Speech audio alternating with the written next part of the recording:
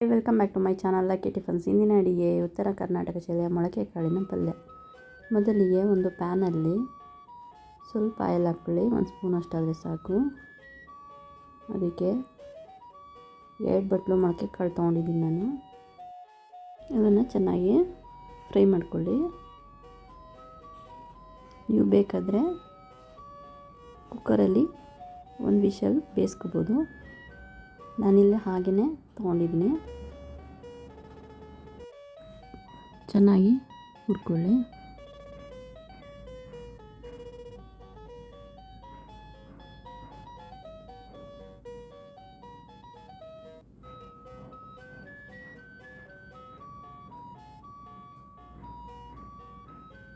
ನೀವು ಕಡಲೆಕಾಳು ಅಥವಾ ಬೇರೆ ಯಾವುದಾದ್ರೂ ಮೊಳಕೆ ಕಟ್ಟಿದ ಕಾಳನ್ನ ಹಾಕೋಬೋದು.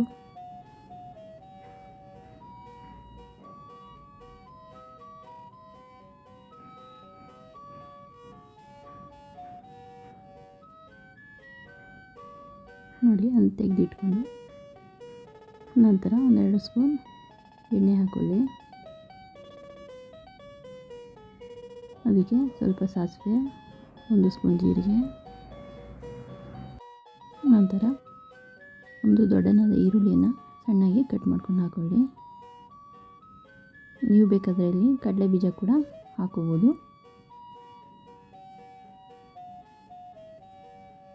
ನೋಡಿ, ಫ್ರೈ ಆದಮೇಲೆ ಸ್ವಲ್ಪ ಕರಿಬೇವಿನ ಸೊಪ್ಪು ಹಾಕ್ಕೊಳ್ಳಿ. ನಂತರ 1 ಟೊಮೊಟೊನ ಕಟ್ ಮಾಡ್ಕೊಂಡು ಹಾಕ್ಕೊಳ್ಳಿ. ಚೆನ್ನಾಗಿ ಫ್ರೈ ಆಗಬೇಕು.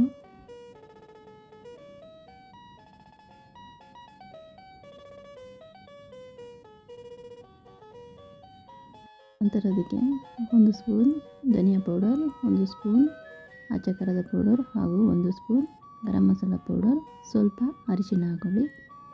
ಚೆನ್ನಾಗಿ ಫ್ರೈ ಮಾಡ್ಕೊಳ್ಳಿ. ನೀವಿಲ್ಲಿ ಕಾಯಿ ತುರಿ ಕೂಡ ಆ್ಯಡ್ ಮಾಡ್ಕೋಬೋದು. ನೋಡಿ, ರುಚಿಗೆ ತಕ್ಕಷ್ಟು ಉಪ್ಪನ್ನು ಹಾಕ್ಕೊಂಡು ಚೆನ್ನಾಗಿ ಫ್ರೈ ಮಾಡ್ಕೋಬೇಕು. ಇವಾಗ ಹುರಿದಿಟ್ಟಿದ್ದ ಮೊಳಕೆ ಕಾಳನ್ನ ಹಾಕ್ಕೊಳ್ಳಿ. ಇದು ದೋಸೆ ಜೊತೆಗೆ, ಚಪಾತಿ ಮತ್ತು ಜೋಳದ ರೊಟ್ಟಿ ಎಲ್ಲಕ್ಕೂ ತುಂಬ ಸೂಪರಾಗಿರುತ್ತೆ. ನೀವು ಹಾಗೆ ಕೂಡ ತಿನ್ಬೋದು. ನೋಡಿ, ಇವಾಗ ಸ್ವಲ್ಪ ಹೊತ್ತು ಮುಚ್ಚಿಡಬೇಕು.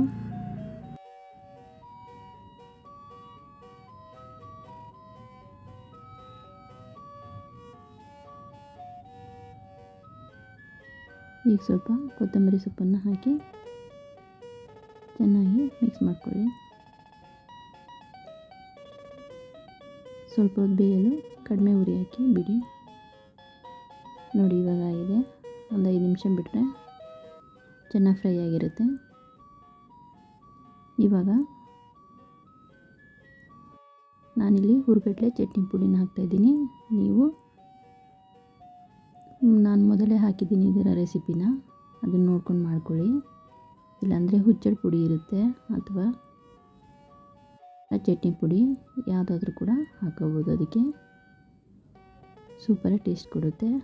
ನಮ್ಮ ಚಾನಲ್ ಇಷ್ಟವಾದರೆ ಸಬ್ಸ್ಕ್ರೈಬ್ ಮಾಡಿ, ಶೇರ್ ಮಾಡಿ, ಲೈಕ್ ಮಾಡಿ. ಧನ್ಯವಾದಗಳು.